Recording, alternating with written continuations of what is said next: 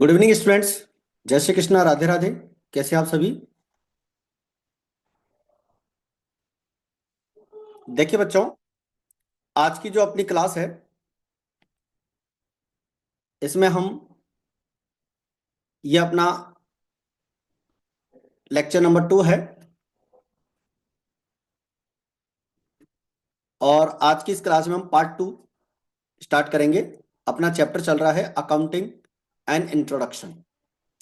पिछली क्लास में अपन ने इसके थ्योरेटिक पार्ट को डिस्कस किया था। आज अपन इसके कुछ क्वेश्चंस देखेंगे। तो आज की इस क्लास में ऑब्जेक्टिव टाइप क्वेश्चंस अपन देख रहे हैं। कुछ ऑब्जेक्टिव टाइप क्वेश्चंस देखेंगे और कुछ अपन जो है very short answer type questions देखेंगे। तो देखिए, पहला क्वेश्चन है आपके सामने। व्यापार प्रारंभ करते समय व्यापार का स्वामी जो धनराशि व्यापार में लगाता है उसे हम क्या कहते हैं? उसे हम कैपिटल कहते हैं। तो इसका आंसर हमारा कैपिटल हो जाएगा। लेखांकन का जो मुख्य उद्देश्य होता है व्यापार की पूंजी जानना, लेन देनों का लेखा नहीं करना, स्टॉक की स्थिति के ज्ञान नहीं करना या आर्थिक स्थिति की जानकारी देना। तो देखिए, इसमें सबसे पहला जो मेन मुख्य उद्देश्य है वो है आर्थिक स्थिति की जानकारी प्राप्त करना। ठीक है। तो स्टॉक की जानकारी ज्ञात नहीं करना, यह तो बिल्कुल गलत हो जाएगा क्योंकि स्टॉक की जानकारी तो होती है। लेन देनों का लेखा नहीं करना, यह भी इसका उद्देश्य नहीं हो सकता। व्यापार की पूंजी जानना, यह उद्देश्य हो सकता है, लेकिन जो मेन उद्देश्य होता है, मुख्य उद्देश्य होता है, वो होता है एक तो लाभ हानि की गणना करना और एक आर्थिक स्थिति की जानकारी देना। इसके बाद में सेकंड क्वेश्चन है, वस्तुओं या सेवाओं की बिक्री से प्राप्त कुल आगम क्या कहलाती है? देखो, वस्तुओं या सेवाओं की बिक्री जब अपन करते हैं, सेल्स जब अपन करते हैं, तो सेल्स करने से जो हमें टोटल इनकम प्राप्त होती है उसे हम विक्रय कहते हैं या सेल्स कहते हैं। ठीक है। तो वस्तु या सेवाओं की बिक्री से प्राप्त कुल आगम जो होती है, रेवेन्यू होती है, उसे हम विक्रय कहते हैं। फोर्थ क्वेश्चन है बच्चों, स्वामी द्वारा अपने व्यक्तिगत प्रयोग के लिए जो धनराशि व्यापार से निकाली जाती है उसे हम आहरण कहते हैं। ठीक है। तो व्यापार का जो स्वामी होता है और व्यापार जो होता है वो दोनों अलग अलग व्यक्ति होते हैं। अपने एक अवधारणा अपन ने पढ़ी हुई है, पृथक अस्तित्व की अवधारणा। तो पृथक अस्तित्व की अवधारणा के अनुसार व्यापार और व्यापार का स्वामी दोनों अलग अलग व्यक्ति होते हैं। इसलिए हम व्यापार के स्वामी द्वारा लगाई गई राशि के लिए हम पूंजी शब्द यूज करते हैं और व्यापार के स्वामी द्वारा लगाई गई पूंजी के लिए अपन आहरण शब्द यूज करते हैं। ठीक है। तो धनराशि जो आहरण करता है व्यक्तिगत उपयोग के लिए उसे हम आहरण कहते हैं। निम्नलिखित में से चालू संपत्ति कौन सी है? तो देखो, चालू संपत्ति वो संपत्ति होती है जो व्यापार में अल्पकाल के लिए उपयोग में ली जाती है। स्थायी समय के लिए नहीं, अल्पकाल के लिए, और 1 साल के अंदर नगद में परिवर्तित हो जाती है। तो ऐसी संपत्ति यहां पर है आपकी रोकड़। ठीक है। तो रोकड़ को अपन यहां पर चालू संपत्ति कहते हैं। इसके बाद में आपका नेक्स्ट क्वेश्चन है, क्वेश्चन नंबर 6। निम्नलिखित में से अमूर्त संपत्ति कौन सी है? तो अमूर्त संपत्ति का मतलब होता है ऐसी संपत्ति जिसे हम ना तो देख सकते हैं और ना ही हम उसको छू सकते हैं। यानी जिन संपत्तियों को हम देख नहीं सकते और जिनको हम टच नहीं कर सकते, छू नहीं सकते, तो वो संपत्तियां होती है हमारी अमूर्त संपत्तियां। और आपके सामने स्टॉक दे रखा है, भवन दे रखा है, फर्नीचर दे रखा है, तो ये सब हमारी टेंजिबल असेट्स होती है। तो इनटेंजिबल असेट्स में अगर अपन लेते हैं तो वो हमारी गुडविल होती है। ठीक है। चलिए, इसके बाद में है विक्रय की गई वस्तुओं के मूल्य में कटौती। यानी जब भी हम गुड्स सेल करते हैं और सेल करते वक्त उसकी जो प्राइस में अपन डिस्काउंट देते हैं, उस डिस्काउंट को या कटौती को हम क्या कहते हैं? डिस्काउंट कहते हैं, बट्टा कहते हैं। ठीक है। तो ये हमारा आंसर सही हो जाएगा। भारत में लेखांकन का प्रचलन जो है वो कौन सी शताब्दी से पूर्व माना जाता है? तो इसका आंसर हो जाएगा 23वीं शताब्दी से पूर्व हो जाता है। प्राप्य विपत्र किस प्रकार की संपत्ति है? तो देखो, प्राप्य विपत्र जो होते हैं वो ट्रेड रिसीवेबल को कहते हैं, बिल्स रिसीवेबल को कहते हैं, और ये हमारी करंट असेट्स होती है। ठीक है, ये आप ध्यान रखेंगे।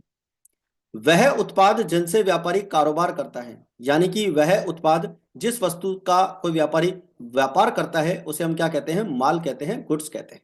ठीक है। और गुड्स को हम दोबारा बेचने के उद्देश्य से खरीदते हैं। और जिन संसाधनों को दोबारा बेचने के उद्देश्य से नहीं खरीदते हैं, मैं आपसे यहाँ पे क्वेश्चन पूछ रहा हूं बच्चों, ध्यान देना। क्वेश्चन नंबर 10 के टाइम पर मैं आपसे एक क्वेश्चन पूछ रहा हूं जिसका रिप्लाई आप कमेंट बॉक्स में देंगे।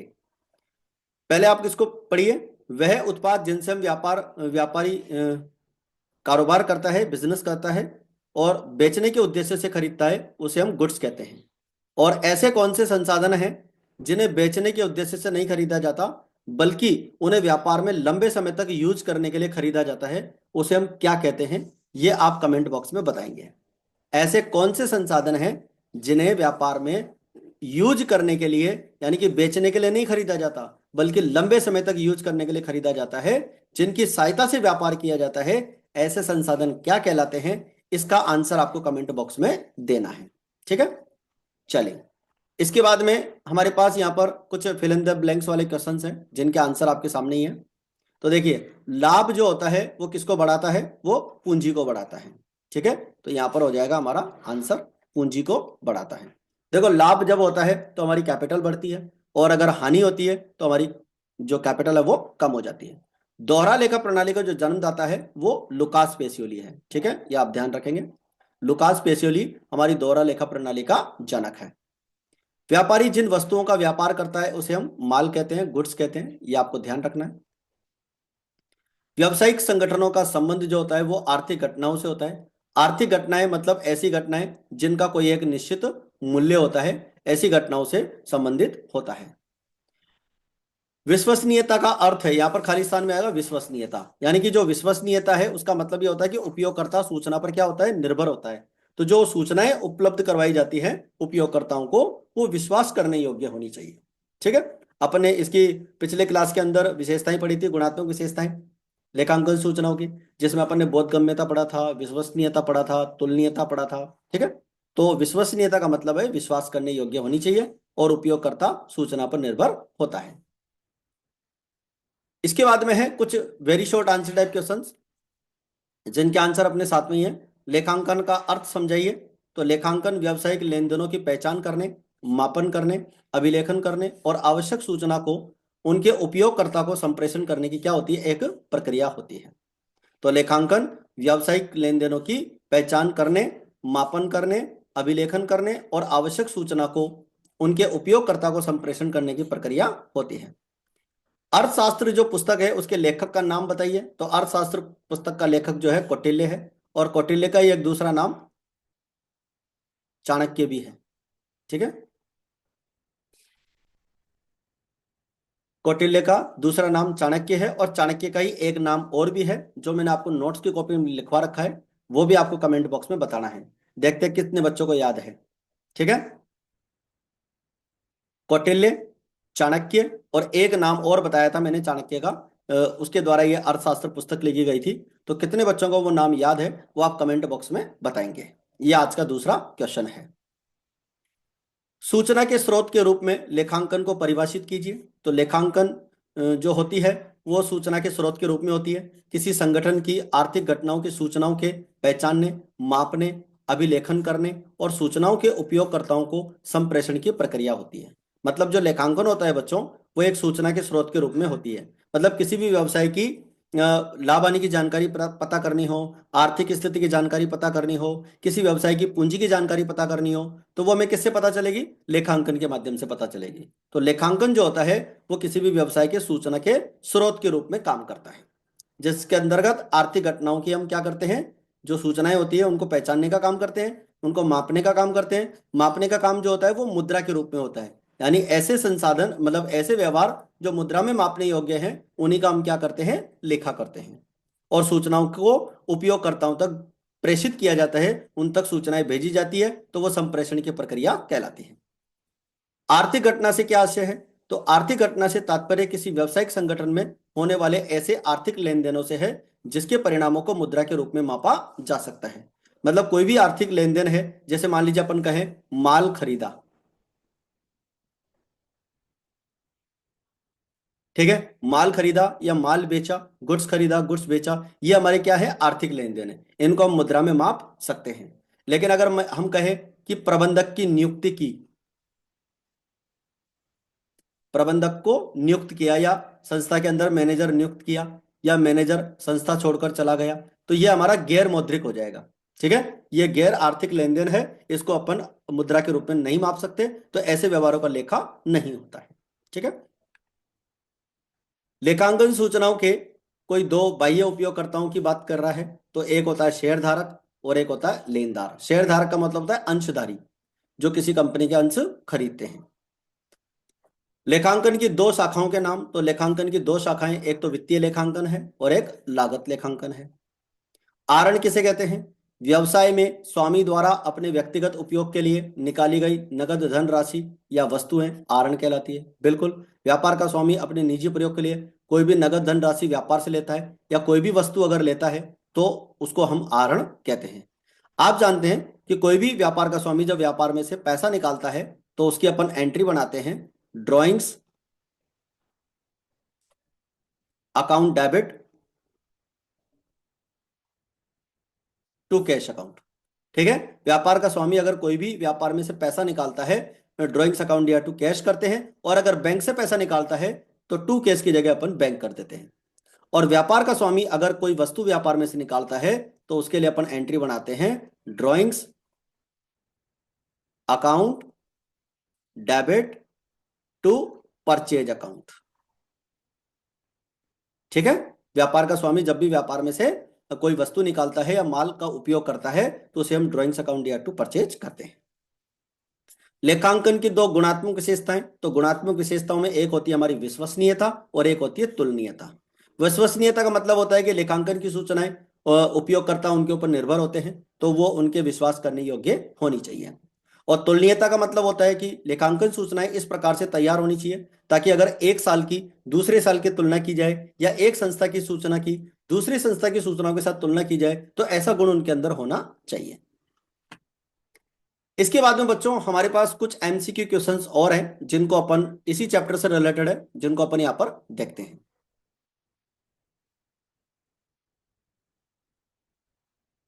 देखिए, पहला क्वेश्चन है, पुस्त पालन का अर्थ है। ठीक है, पुस्त पालन का क्या अर्थ है ये आपको बताना है। तो देखो, पुस्तकों को रखना, पुस्तकों में लिखना, या पुस्तकों में व्यावसायिक लेन देनों को लिखना, या उपरोक्त सभी। तो देखो, इसका जो एप्रोप्रिएट आंसर होगा वो सी ऑप्शन होगा, क्योंकि पुस्तकों में व्यावसायिक लेन देनों को लिखना ही हमारा क्या कहलाता है? पुस्त पालन कहलाता है। इसको अपन बुक कीपिंग कहते हैं। ये हमारा पहला क्वेश्चन है। सेकंड क्वेश्चन है, पुस्त पालन का आशय क्या है? पुस्त पालन का जो आशय है वो देखो, ऑप्शन आपको दे रखे हैं। पहला ऑप्शन दे रखा है, वित्तीय प्रकृति के लेन देनों को प्रारंभिक लेखी की पुस्तकों में लिखना। प्रारंभिक लेखी की पुस्तक को दर्ज करने से लेकर अंतिम खाते तैयार करने तक के सभी कदमों का पालन करना। अंतिम खाते तैयार करना या अंतिम खाते तैयार करने के बाद सभी कदमों का पालन करना। तो देखो, ये सारी चीजें तो आती है लेखांकन के अंतर्गत। ठीक है, तो पुस्त पालन के अंदर जो आता है वो पहला पॉइंट आता है कि वित्तीय प्रकृति के जो लेन देन होते हैं उन लेन देनों को प्रारंभिक लेखे की पुस्तकों में लिखते हैं। ठीक है, देखो, प्रारंभिक लेखे की जो पुस्तकें होती है वो दो प्रकार की होती है। एक तो होती है आपकी मुख्य पुस्तक, और मुख्य पुस्तक जो होती है उसका नाम है जर्नल। लेन देनों को लिखने की जो मुख्य पुस्तक है वो जर्नल है। और एक होती है सहायक पुस्तकें। और सहायक पुस्तकें या सब्सिडरी बुक्स की जो अपन बात करते हैं वो हम 8 प्रकार की सहायक पुस्तकें पढ़ते हैं। आपको पता है अच्छे से, कैश बुक होती है, परचेज बुक होती है, आपकी सेल्स रिटर्न होती है, सेल्स बुक होती है, परचेज रिटर्न बुक होती है, बिल्स रिसीवेबल बुक होती है, बिल्स पेबल बुक होती है, और जर्नल प्रॉपर होती है। ठीक है, तो पुस्त पालन का यहां पर जो आशय है वो क्या है? वित्तीय प्रकृति के लेन देनों को प्रारंभिक लेखे की पुस्तकों में लिखना। तीसरा प्रश्न है बच्चों, लेखांकन का कार्य प्रारंभ होता है। लेखांकन का कार्य कहां प्रारंभ होता है? जहां पुस्तकालन का कार्य आरंभ होता है, या पुस्तपालन का कार्य समाप्त होता है, या पुस्तकें रखी ही नहीं जाती है, या अंतिम खाते बनाने के बाद। तो देखो, लेखांकन का काम जो प्रारंभ होता है बच्चों वो वहां से शुरू होता है जहां से पुस्तपालन का कार्य समाप्त हो जाता है। जहां पर बुक कीपिंग समाप्त हो जाती है उसके बाद से लेखांकन का काम स्टार्ट होता है। अपन ट्रायल बैलेंस बना लेते हैं, ट्रायल बैलेंस बनाने के बाद हम फाइनल अकाउंट बनाना शुरू करते हैं, तो वो हमारा लेखांकन का कार्य होता है। और लेखांकन के कार्य के अंदर दो चीजें मुख्य रूप से की जाती है, एक तो प्रॉफिट लॉस की गणना की जाती है और एक बैलेंस शीट बनाई जाती है। और बैलेंस शीट के माध्यम से हमारी संस्था की असेट्स, कैपिटल और लाइबिलिटी की स्थिति देखी जाती है। ठीक है, तो यह है लेखांकन का कार्य कहां से प्रारंभ होता है? जहां पुस्तपालन का कार्य समाप्त होता है। क्वेश्चन नंबर 4 है, लेखांकन में लेखा होता है। लेखांकन में किसका लेखा होता है? केवल वित्तीय लेन देनों का, केवल गैर वित्तीय लेन देनों का, वित्तीय और गैर वित्तीय लेन देनों का, और स्वामी के निजी लेन देनों का। देखो, स्वामी के निजी लेन देनों का तो लेखा होता ही नहीं है, वो अपन करते ही नहीं है। वित्तीय और गैर वित्तीय लेन देनों का लेखा हम करते ही नहीं है, तो ये भी हमारा आंसर नहीं हो सकता। और केवल गैर वित्तीय लेन देन, ये भी नहीं हो सकता, तो हमारा राइट आंसर हो जाएगा केवल वित्तीय लेन देनों का हम यहां पर क्या करते हैं बच्चों, लेखा करते हैं। इसके बाद में है लेखांकन की विशेषताएं। लेखांकन की विशेषताएं कौन कौन सी होती है? तो देखो, लेखांकन की विशेषताओं की अगर अपन बात करें, तो लेखांकन की विशेषताएं हमारी रिकॉर्डिंग होती है, क्लासिफाइंग होती है, समराइजिंग होती है, यानी कि सभी विशेषताएं होती है। तो हमारा राइट आंसर हो जाएगा उपरोक्त सभी। तो लेखांकन की विशेषताओं में हम सभी को शामिल करते हैं। नेक्स्ट क्वेश्चन है नंबर 6, निम्नलिखित में से कौन सा लेन देन व्यावसायिक लेन देन नहीं है? तो देखो, व्यावसायिक लेन देन कौन सा नहीं है वो अपने को ध्यान रखना है। देखो, नहीं पूछा है तो आप ध्यान से पढ़ना। व्यवसाय के लिए फर्नीचर क्रय करना, यह व्यवसाय का लेन देन है। कर्मचारियों को 25,000 रुपये का वेतन दिया, बिल्कुल ये भी है। और व्यवसाय के स्वामी ने व्यवसाय से अपने पुत्र की फीस के 10,000 रुपये चुकाए, ये ड्राइंग से, तो ये भी व्यवसाय का लेन देन है। लेकिन व्यवसाय के स्वामी ने अपने निजी बैंक खाते से अपने पुत्र की फीस के रुपए चुकाए, ये हमारा व्यवसाय का लेन देन नहीं है। तो सिक्स प्रश्न का जो क्वेश्चन है, आंसर है उसका सी ऑप्शन सही हो जाएगा, कि व्यापार के स्वामी ने अपने निजी बैंक खाते से। देखो, व्यापार का जो स्वामी होता है उसके निजी खातों का या निजी खर्चों का या निजी इनकम का अपन लेखा नहीं करते हैं, हम केवल व्यापार के लेन देनों का लेखा करते हैं। क्वेश्चन नंबर 7 है बच्चों आपके पास यहां पर, घनश्याम एक फर्नीचर व्यापारी है, निम्न में से कौन सा लेन देन उसकी पुस्तकों में लेखा नहीं किया जाएगा? तो देखो, 50,000 रुपए की लकड़ी खरीदना, 40,000 रुपए का सोफा सेट अपने घर ले जाना, 5,000 रुपए का घरेलू फर्नीचर बेचना, और 30,000 रुपए की डाइनिंग टेबल मित्र को उपहार में देना। ठीक है, कौन सा लेन देन जो है उसकी पुस्तकों में लेखा नहीं किया जाएगा, ये अपने को बताना है। तो देखो बच्चों, घनश्याम जो है एक फर्नीचर का व्यापारी है, तो लकड़ी खरीदना ये उसके लिए गुड्स हो गया, क्योंकि लकड़ी से ही वो फर्नीचर बनाकर बेचेगा, तो ये तो उसके लिए गुड्स है, यानी ये तो व्यापार का लेन देन है, पुस्तकों में लेखा होगा। 40,000 रुपए का सोफा सेट अपने घर पर ले गया, ये भी लेखा होगा, क्यों, इसका भी अपन लेखा करेंगे।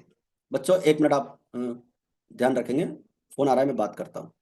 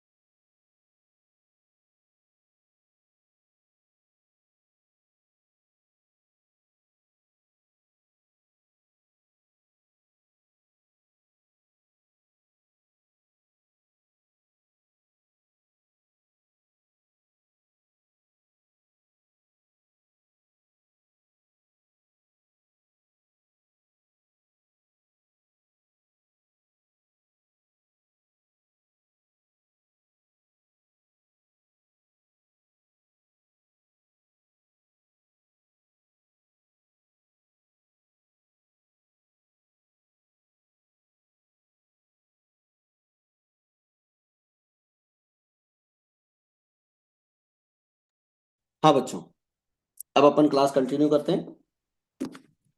तो देखिए, आपके पास यहाँ पर जो क्वेश्चन दे रखा है कि कौन सा लेन देन जो है उसकी पुस्तकों में लेखा नहीं होगा, तो देखो, 40,000 रुपये का सोफा सेट अगर अपने घर लेकर जाता है वो ड्राइंग्स होगा, इसका लेखा भी अपन करेंगे। 30,000 रुपये की डाइनिंग टेबल मित्र को उपहार में दिए, तो ये भी ड्राइंग्स होगा, इसका भी लेखा होगा, क्योंकि व्यापार में से कोई वस्तु निजी उपयोग में ली गई है। लेकिन ये वाला जो लेन देन है सी वाला, घरेलू फर्नीचर बेचना, ये व्यापार के लेन देनों में नहीं आता है, इसलिए इसका लेखा व्यापार की पुस्तकों में नहीं किया जाएगा, ये आपको ध्यान रखना है। इसके बाद में नेक्स्ट क्वेश्चन है आपका क्वेश्चन नंबर 8, लेखांकन के कार्य हैं। तो लेखांकन के कार्यों में अगर अपन बात करें, लाभ अथवा हानि की गणना करना, व्यवसाय की वित्तीय स्थिति ज्ञात करना, या विभिन्न पक्षकारों को सूचनाएं प्रदान करना, या उपरोक्त सभी। तो इसका जो राइट आंसर होगा बच्चों, वो उपरोक्त सभी होगा, क्योंकि लाभ हानि की जानकारी प्राप्त करना और व्यवसाय की वित्तीय स्थिति ज्ञात करना, यह भी हमारे लेखांकन के कार्यों में आता है। तो विभिन्न पक्षकारों को सूचनाएं प्रदान करना, यह भी हमारे व्यापार के जो लेखांकन के कार्य हैं उसमें आता है। तो इसका आंसर हो जाएगा उपरोक्त सभी। क्वेश्चन नंबर 9 है आपका कि लेखांकन का कार्य नहीं है। लेखांकन का कार्य कौन सा नहीं है? व्यवसायिक लेन देनों का लेखा करना, स्वामी के निजी लेन देनों का लेखा करना, या व्यवसाय की लाभ हानि ज्ञात करना, या व्यवसाय की वित्तीय स्थिति ज्ञात करना। तो देखो यहां पर ये वाला लेखांकन का कार्य नहीं है। स्वामी के जो निजी लेन देन है उन निजी लेन देनों का हम क्या करते हैं? लेखा नहीं करते हैं। तो ये हमारे व्यापार का लेखांकन का कार्य नहीं है। बाकी जितने भी हैं, आपका नंबर 1 व्यवसाय के लेन देनों का लेखा करना, ये व्यवसाय के लेखांकन का कार्य है। व्यवसाय की लाभ हानि ज्ञात करना, ये भी व्यवसाय का है। और व्यवसाय की वित्तीय स्थिति ज्ञात करना, ये भी लेखांकन का कार्य है। लेकिन निजी लेन देनों का, जो व्यापार के स्वामी के पर्सनल लेन देन है, उनका लेखा नहीं करते हैं। क्वेश्चन नंबर 10 है आपका, निम्नलिखित में से कौन सा लेन देन वित्तीय प्रकृति का नहीं है? तो वित्तीय प्रकृति का कौन सा नहीं है? उधार संपत्ति खरीदना बिल्कुल है। उधार संपत्ति खरीदेंगे उसका कोई निश्चित मूल्य तो होता ही है। नगद संपत्ति खरीदना, यह भी वित्तीय प्रकृति का लेन देन है। स्वामी द्वारा व्यवसाय से रुपया निकालना, यह भी वित्तीय प्रकृति का है। लेकिन कर्मचारियों द्वारा हड़ताल कर देना, यह हमारा गैर वित्तीय प्रकृति का लेन देन है और इसका लेखा हम नहीं करेंगे। क्वेश्चन नंबर 11 है आपका, लेखांकन प्रक्रिया का अंतिम चरण क्या है? लेखांकन प्रक्रिया का अंतिम चरण जो है बच्चों, वो है व्यवसाय में हित रखने वाले विभिन्न पक्षकारों को सूचनाएं प्रदान करना, पुस्तकों में लेन देनों का लेखांकन करना, वित्तीय विवरणों के रूप में सारांश तैयार करना, या लेन देनों का खाता बही में अलग शीर्षकों में वर्गीकरण करना। तो देखो इसका आंसर होगा व्यवसाय में हित रखने वाले विभिन्न पक्षकारों को सूचनाएं प्रदान करना। ये सूचनाएं प्रदान करने का काम जो होता है वो फाइनल अकाउंट बनाने के बाद होता है। पुस्तकों में लेखा करना, लेन देनों का लेखा करना, ये तो प्रारंभिक पुस्तकों में किया जाता है, प्रारंभिक कार्य होता है। खाता बही में अलग अलग शीर्षकों में लिखना, ये वर्गीकरण के अंतर्गत आता है। और वित्तीय विवरणों में सारांश तैयार करना, ये आपके समराइजिंग के अंदर आता है। तो ये भी हमारे लेखांकन का प्रक्रिया का चरण होता है। लेकिन इसके बाद जो होता है वो होता है व्यवसाय में हित रखने वाले विभिन्न पक्षकारों को सूचनाएं प्रदान करना। ठीक है, तो इसका आंसर हो जाएगा ए ऑप्शन। लेखांकन सूचनाओं के आंतरिक उपयोगकर्ता हैं। लेखांकन सूचनाओं के आंतरिक उपयोगकर्ताओं की अगर अपन बात करें तो संभावित विनियोक्ता, लेनदार, प्रबंधक और कर्मचारी। तो इसका जो हमारा आंसर हो जाएगा वो हो जाएगा बच्चों प्रबंधक, आंतरिक उपयोगकर्ता। देखो इन्वेस्टर्स जो होते हैं वो व्यवसाय के बाहर के व्यक्ति होते हैं, लेनदार भी व्यवसाय के बाहर के व्यक्ति होते हैं, ठीक है, और कर्मचारी भी व्यवसाय के बाहर के व्यक्ति होते हैं। लेकिन प्रबंधक जो होते हैं वो आंतरिक उपयोगकर्ता के अंतर्गत माने जाते हैं। क्वेश्चन नंबर 13 है आपका, लेखांकन सूचनाओं के बाह्य उपयोगकर्ता हैं। लेखांकन सूचनाओं के बाह्य उपयोगकर्ता की अगर अपन बात करें, external users of accounting are अनुसंधानकर्ता, सरकार, संभावित विनियोक्ता, उपरोक्त सभी। तो हमारा यहां पर जो आंसर हो जाएगा वो हो जाएगा उपरोक्त सभी। लेखांकन सूचनाओं के बाह्य उपयोगकर्ताओं में आपके अनुसंधानकर्ता भी आते हैं, सरकार भी आती है और संभावित विनियोक्ता भी आते हैं, और उपरोक्त सभी इसके अंदर आ जाएगा। लेखांकन सूचनाओं के बाह्य उपयोगकर्ता नहीं है। तो बाह्य उपयोगकर्ता कौन नहीं है? अधिकारी गण नहीं है, क्योंकि जो ऑफिसर्स होते हैं वो आंतरिक उपयोगकर्ता के अंतर्गत आते हैं। जनता बाहर के व्यक्ति है, ऋणदाता बाहर के व्यक्ति है, और कर्मचारी भी बाहर के व्यक्ति हैं। ठीक है, तो बाह्य उपयोगकर्ताओं में अधिकारी वर्ग को शामिल नहीं करते हैं। क्वेश्चन नंबर 15 है आपका, लेखांकन चक्र प्रारंभ होता है। लेखांकन चक्र कहां से प्रारंभ होता है? लेखांकन चक्र जो आपका प्रारंभ होता है बच्चों, वो होता है लेन देनों का जर्नल में लेखा करने से। यानी कि सबसे पहले लेन देनों को आप लेखा बही में, जो जर्नल होती है, जर्नल के अंदर आप लेखा करते हैं, उसके बाद में खाता बही में खतौनी करते हैं, फिर तलपट बनाते हैं, और फिर उसके बाद में व्यापारिक खाता बनाते हैं। ठीक है, तो जो हमारा लेखांकन चक्र प्रारंभ की बात कह रहा है, प्रारंभ कहां होता है? वो प्रारंभ होता है लेन देनों का जर्नल में लेखा करने से। व्यवसाय के लेनदार क्या जानना चाहते हैं? व्यवसाय के जो लेनदार होते हैं बच्चों, वो क्या जानना चाहते हैं? व्यवसाय की लाभप्रदता जानना चाहते हैं या उच्च वेतन देने की क्षमता? ये उच्च वेतन देने की क्षमता तो कर्मचारियों के लिए होती है। उधार की क्षमता जानना चाहते हैं कि लेनदार जो है वो ये जानना चाहते हैं कि व्यवसाय कितने दिनों की उधार जो है लेना चाहता है और उसके बाद में कितने दिनों में उसका पेमेंट कर देता है। तो व्यवसाय की उधार क्षमता का पता व्यवसाय के लेनदार जानना चाहते हैं। जो व्यवसाय को उधार देते हैं वो ये जानना चाहते हैं कि व्यवसाय जो है कितने दिनों के अंदर उधार का पेमेंट कर देता है। तो उधार की क्षमता वाली बात लेनदारों से संबंधित होती है। नेक्स्ट प्रश्न है, लेखांकन के लाभ कौन से हैं? लाभ हानि के विषय में सूचना देना, वित्तीय स्थिति के विषय में सूचना देना, अशुद्धियों को रोकने में सहायक करना, या उपरोक्त सभी। तो हमारा जो आंसर हो जाएगा वो उपरोक्त सभी हो जाएगा, क्योंकि लेखांकन के सभी लाभ हैं। निम्नलिखित में से कौन सा लेखांकन का लाभ नहीं है? तो लेखांकन का लाभ कौन सा नहीं है? नियमित लेखे, तुलनात्मक अध्ययन, लेखांकन अवधारणाओं पर आधारित, या निर्णय लेने में सहायक। तो देखो, नियमित लेखे रखना व्यवसाय को लाभ पहुंचता है, बिल्कुल लाभ का कार्य है। तुलनात्मक अध्ययन करना यह भी लाभ का कार्य है। निर्णय लेने में सहायता करना यह भी लाभ है। लेकिन लेखांकन अवधारणाओं पर आधारित होते हैं, यह उसकी सीमा है। ठीक है, लेखांकन अवधारणाओं पर आधारित होते हैं, यह इसकी एक सीमा है या इसकी विशेषता है, तो यह लाभ नहीं है। तो इसका आंसर हो जाएगा सी ऑप्शन। क्वेश्चन नंबर 19 है आपका, निम्नलिखित में से कौन सा लेखांकन का लाभ है? कौन सा लाभ है? ऐतिहासिक लागतों पर आधारित, यह इसकी सीमा है। गुणात्मक सूचनाओं का अभाव, यानी कि इसके अंदर परिमाणात्मक सूचनाएं तो ली जाती है लेकिन गुणात्मक सूचनाएं नहीं ली जाती है, तो यह भी इसकी सीमा है। अपूर्ण सूचना, यह भी इसकी सीमा है, यानी कि लिमिटेशन है। और अशुद्धियों को रोकना, यह लेखांकन का लाभ है। यानी कि लेखांकन प्रॉपर तरीके से अगर अपन करते हैं, लेखांकन अगर प्रॉपर तरीके से करते हैं तो अशुद्धियों से रोका जा सकता है। ठीक है, इसके बाद में लेखांकन की सीमाओं की अगर अपन बात करें, व्यक्तिगत निर्णयों से प्रभावित होते हैं। हर अकाउंटेंट अपने हिसाब से कार्य करता है, तो व्यक्तिगत निर्णयों से वहां पर प्रभावित होता है। और ऐतिहासिक लागतों पर आधारित होता है, झूठे दिखावों से प्रभावित होता है। तो इसके सभी ये लेखांकन की सीमाएं हैं। क्वेश्चन नंबर 21 है आपका, निम्नलिखित में से कौन सी लेखांकन की सीमा नहीं है? तो लेखांकन की सीमा जो है कौन सी नहीं है? लेखांकन परंपराओं पर आधारित है, बिल्कुल ये उसकी सीमा है। अपूर्ण सूचनाएं हैं, बिल्कुल इनकम्प्लीट इंफॉर्मेशन होती है कई बार। गुणात्मक सूचना का अभाव होता है, ये भी लिमिटेशन है। लेकिन कानूनी मामलों में प्रमाण के रूप में लेखांकन को उपयोग में लेते हैं, ये इसके लेखांकन की सीमा नहीं है, बल्कि ये लेखांकन का लाभ है। यानी कि अगर अपन प्रॉपर तरीके से लेखांकन करते हैं और किसी विवाद में अगर लेखांकन को अपने सबूत के रूप में काम में लेना चाहें, प्रमाण के रूप में काम में ले सकते हैं, यह लेखांकन का लाभ है, सीमा नहीं है। क्वेश्चन नंबर 22 है आपका, लेखांकन सूचनाओं के उपयोगकर्ता। बिल्कुल रिपीट हो रहा है क्वेश्चन, अपन जानते हैं सभी उपयोगकर्ता हैं। व्यवसाय के स्वामी भी हैं, व्यवसाय के प्रबंधक भी हैं, लेनदार भी हैं, और सभी हैं। निम्नलिखित में से कौन सा लेखांकन का उद्देश्य नहीं है? देखिए, संस्था की संपत्तियों, दायित्वों एवं पूंजी के विषय में सूचना प्रदान करना, स्वामी की निजी संपत्तियों एवं दायित्वों के संबंध में सूचना प्रदान करना, व्यवसाय के लेखे रखना, और व्यवसाय की संस्था की लाभ हानि के विषय में सूचना प्रदान करना। चार आंसर आपको दे रखे। तो देखो, यहां पर जो हमारा लेखांकन का उद्देश्य नहीं है, नई शब्द पे आप गौर करना, जो नहीं है वो है व्यवसाय की स्वामी की निजी संपत्तियों और दायित्वों के संबंध में सूचना देने का काम लेखांकन का नहीं है। वो संस्था की संपत्ति, दायित्व, पूंजी के संबंध में सूचना दे सकता है बैलेंस शीट के माध्यम से। व्यवसाय की संपत्ति, व्यवसाय के दायित्व और व्यवसाय की पूंजी, उसके बारे में जानकारी वो बैलेंस शीट के माध्यम से दे सकता है।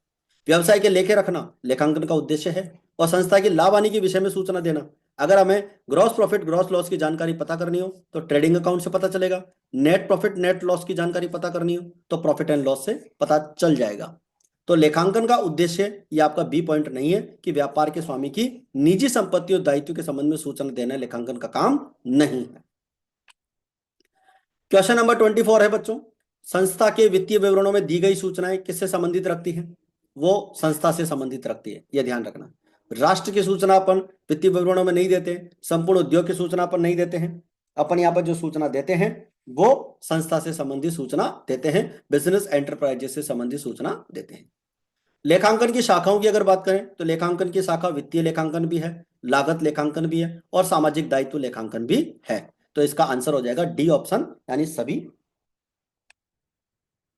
क्वेश्चन नंबर 26 है बच्चों, लेखांकन है, लेखांकन क्या है? कला और विज्ञान दोनों है, यानी लेखांकन एक आर्ट भी है और लेखांकन एक साइंस भी है। साइंस इसलिए कि जैसे साइंस के कुछ निश्चित नियम होते हैं, सिद्धांत होते हैं, वैसे अकाउंटिंग के भी निश्चित नियम सिद्धांत होते हैं। लेखांकन की अवधारणाएं होती है, लेखा मानक होते हैं जिनके आधार पर लेखांकन का कार्य किया जाता है।